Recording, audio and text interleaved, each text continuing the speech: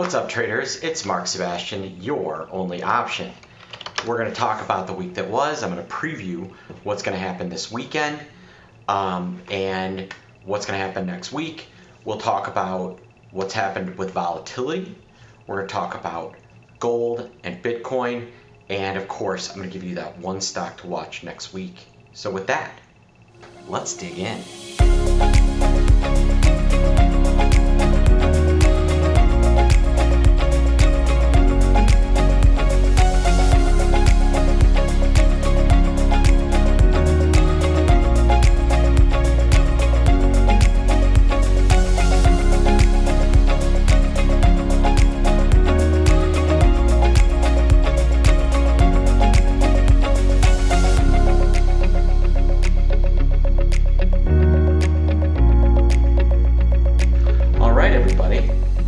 So it was quite the day on Friday.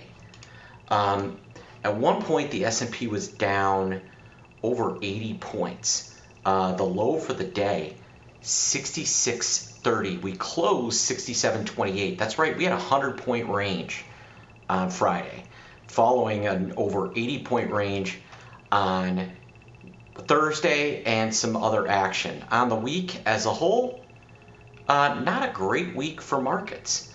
On the 31st, we closed at 68.40. We closed 68.28, obviously, so down about 100 points, but that was well off how bad it could have been. We were down, like I said, over 80 at the lows, so all in all, pretty nice recovery for the S&P. Now, S&P recovered, Dow recovered, the Qs, not so much. They closed off the lows. They got through the 50-day moving average, but pretty nice bounce, still lower. On the week, really ugly week. We closed down about 20 points. So good for, almost 3% on the week. Not great. VIX had a strong week, as you'd expect. When the market sells off, the VIX is going to go up. At one point, VIX was almost 23 on Friday. It closed down to settle at 1908. For the week, it was up, but in the end, only a little bit incrementally. VIX futures, we are starting to get closer to November expiration. I would point out how flat November and December are with each other. Now we're still in a contango, but the curve itself pretty flat. That's usually a sign that we could be in for some action. And if you look at how we move throughout the day, we went from backward to back in partial backwardation to back into a contango throughout the day. VIX is very responsive to the S&P 500. The other thing I would point out, getting back to SPX, and I know I've said this, short-dated options are still way too cheap. We had a 100-point range on Friday. I can buy the at-the-money straddle for about 110 points. So the S&P is betting for an entire week we'll move 110 points when we moved 100 points on Friday. Do the math here, folks. Options are cheap. This is the time to buy options. This is the time to buy options. Now, we still don't have a government deal, so we didn't get any non-farm payrolls. We don't know what payrolls look like. But, we're seeing some fear in AI. Now, NVIDIA managed to close flat on Friday, but look at the sell-off NVIDIA's had since topping out on the 3rd.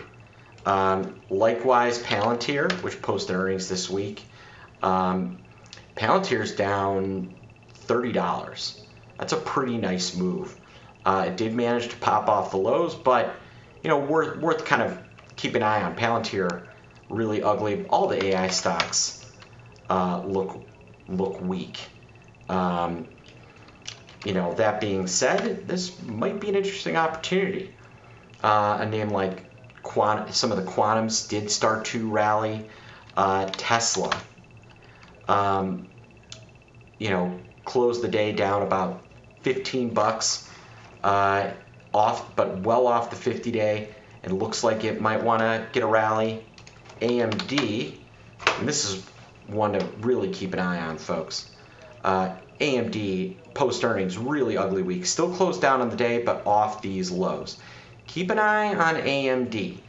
AMD seems to be a pretty good temperature gauge for the market. Looking at bonds, bonds at one point were up big because the market was selling off. They closed pretty much flat on the long bond. Same story with the 7 to 10 year bond. Closed marginally up, call it 4 cents. Oil kind of holding firm here.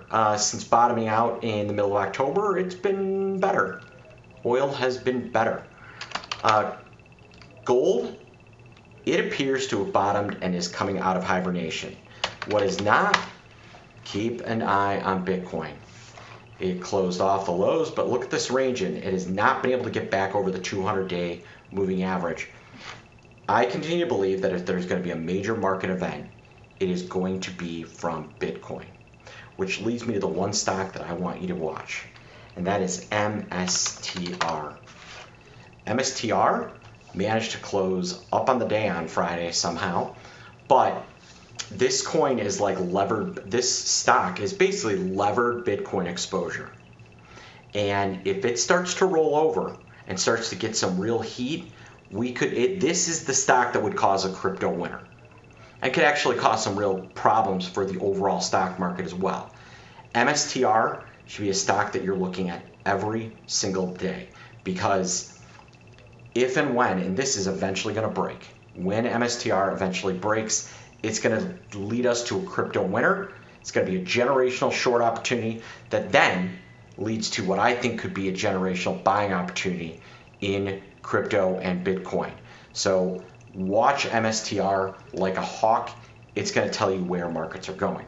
Monday, you need to join me, Andrew, Hans, Hannah, as we go through our income project. If you haven't signed up for the income project yet, click this link and join us. And if you're watching on YouTube, please like, subscribe, leave a question or comment, and I will answer.